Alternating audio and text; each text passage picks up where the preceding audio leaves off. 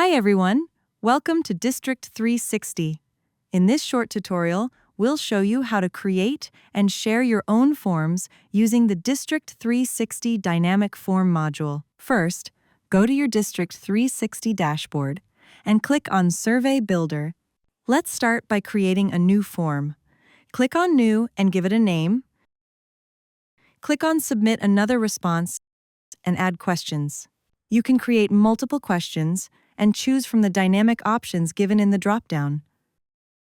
To develop further questions, click the Add Question button.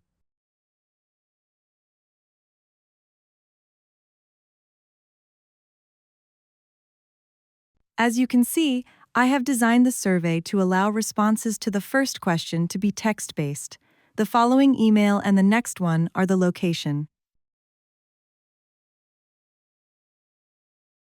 Once complete, click on the Create option at the bottom. You can take a look at the survey you created under the Survey Questions section. And once you distribute your survey, you can see the responses under the Survey Responses section. Once you click on Preview, you can see how your survey looks. And once you click on Activate, a public survey link will be generated. To test your survey, click the Open Link option, fill out the form, and submit it.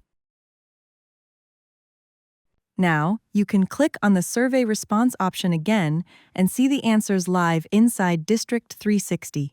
Use dashboards and maps to track trends and locations. Now, click on Survey Reports, where you will see real-time survey reports. You can use this to track trends and locations. You can also view your data as charts, maps, and real-time dashboards. This helps you understand patterns and make better decisions quickly. This tool was built to make your work easier. It helps you collect better data with less effort. We hope this helped. Thanks for watching.